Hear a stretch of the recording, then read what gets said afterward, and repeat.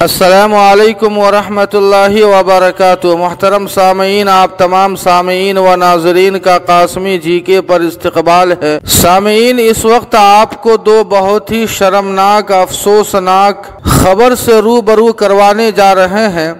پہلی خبر کا تعلق سعودی عرب سے ہے تو دوسری خبر کا تعلق مصر سے ہے۔ سامعین، اگر پہلی خبر کی بات کریں تو آپ کو بتلا دیں کہ سعودی عرب میں سنیما گھر کا ہوا افتتاح۔ جی ہاں سامعین، سعودی عرب میں قصیم ریجن کے دارالحکومت بریدہ کے النخیل مال میں پہلے سنیما گھر کا افتتاح کر دیا گیا ہے۔ سنیما 8 اسکرینز پر مشتمل ہے اور تقریباً 1311 نشستوں کی گنجائش ہے، جبکہ فوڈ کارنر بھی رکھا گیا ہے۔ اس کے تحت شائقین و ناظرین کو دیو ہیکل فلمی مناظر دکھائے جائیں گے۔ اللہ پاک سعودی عرب کو صحیح سمجھ اور فہم عطا فرمائے۔ سامعین، اگر دوسری خبر کی بات کریں تو آپ کو بتلا دیں کہ مصر میں 12 علماء و حفاظ کرام کو ہوگی پھانسی۔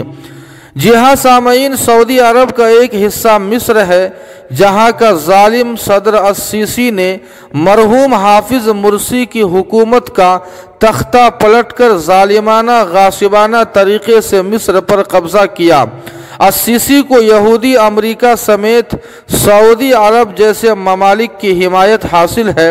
اس ظالم صدر نے ظلم و ستم کی وہ تاریخ رقم کی ہے جسے کبھی فراموش نہیں کیا جا سکتا۔